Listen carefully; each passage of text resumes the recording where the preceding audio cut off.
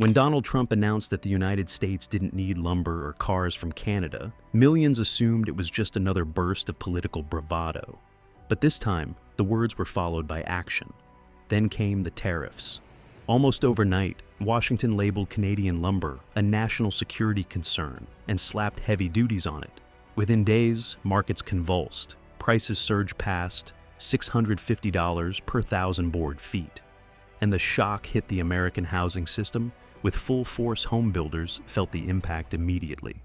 Construction budgets ballooned, profit margins collapsed, and projects that once made perfect financial sense suddenly stalled. That single decision hit at the core of the American dream.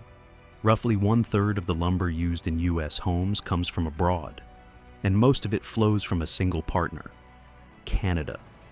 By taxing that lifeline, the administration turned a political move into a real economic shockwave. Builders hesitated. Home prices climbed out of reach for countless families. Experts warned that every spike in lumber costs risked pricing millions of Americans out of home ownership altogether.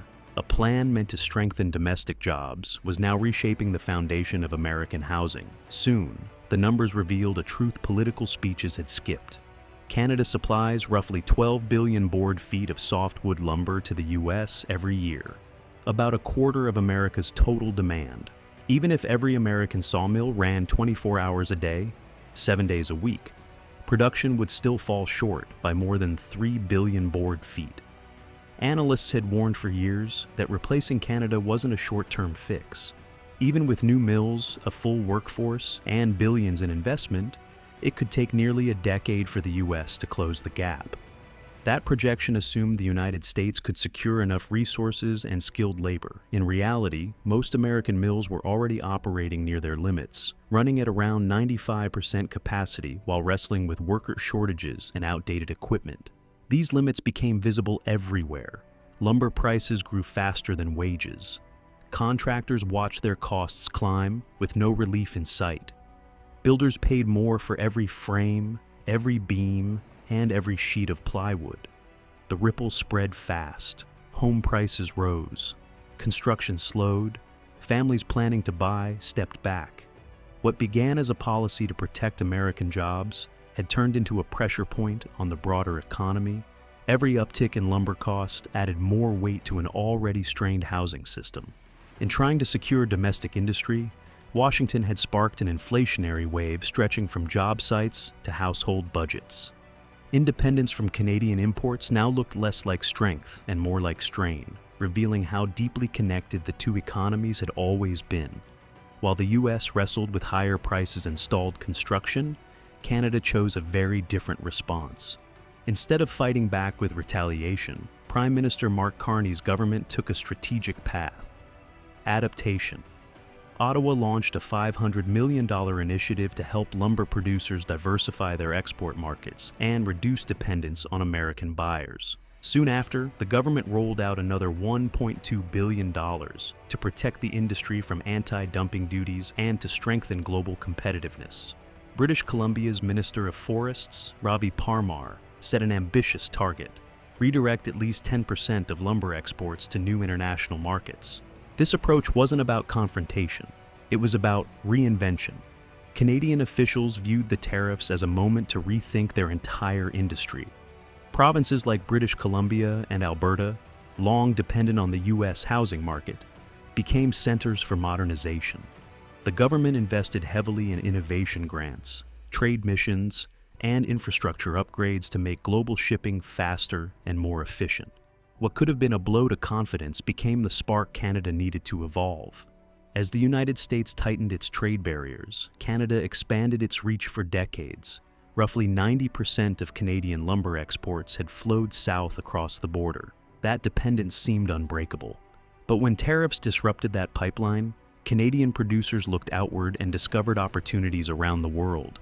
Shipments began heading to South Korea, Vietnam, India, Australia, the United Kingdom, and countries across the Middle East and North Africa. Japan, once a small player in Canada's export strategy, boosted its imports by nearly 26% in early 2024.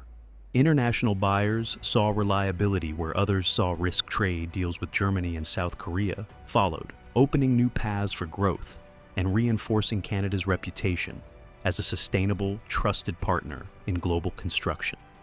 At home, major forestry companies and ports in Vancouver and Prince Rupert upgraded their facilities to handle the rise in international traffic. Every new shipment leaving Canadian shores symbolized more than commerce. It marked the birth of a new economic identity. Canada was no longer the smaller partner dependent on U.S. demand. It was stepping onto the global stage as a confident supplier capable of competing anywhere. Meanwhile, the United States confronted the consequences of its protectionist gamble. Builders in states like Texas, Florida, and Ohio reported delays, inflated budgets, and scaled back projects. The National Association of Home Builders estimated that a 1% increase in lumber prices added roughly $1,000 to the cost of a new home, when lumber soared towards $765 per thousand board feet. Americans paid an extra $10,000 for an average home with no improvement in materials or quality. Canada's forestry sector continued evolving. Mills across Western Canada embraced modernization, shifting from raw commodity exports to high-value products like engineered wood, laminated beams, mass timber, and premium timber components. The strategy was clear: compete on innovation, not just volume. Each global contract Canada signed became a symbol of resilience and long-term planning. This shift reshaped both nations' identities. Canada invested heavily in green technology, advanced forestry, and sustainable resource management. The U.S. struggled with rising costs, political division, and the challenge of reversing course without admitting failure. The irony was impossible to ignore. Tariffs designed to weaken Canada had strengthened it. Each contract signed in Tokyo, Berlin, or Seoul reminded the world how fast economic power can shift when a country chooses adaptation over resistance. Every stalled construction project in America highlighted how interconnected modern economies have become. This trade dispute evolved into a clear lesson. For Canada, adaptation became its biggest strength. For the U.S., resistance became its biggest weakness. The divide was no longer only about timber. It represented two different worldviews. One embraced adjustment and cooperation. The other leaned toward isolation and control. This choice shaped everything that followed. Did protectionism safeguard American interests, or did it accelerate Canada's rise? Because this story has never been only about lumber or tariffs. It is about how power shifts when old strategies fail to keep up with a globalized world. It is about how walls meant to defend a nation can end up closing it. And one decision set off a chain reaction that redrew the map of North American trade, transforming longtime allies into competitors and reshaping the balance of power for years to come. What do you think about all this? Tell us in the comments below. Before you go, make sure to subscribe to our channel and turn on notifications. Thanks for watching, and we'll see you in the next video.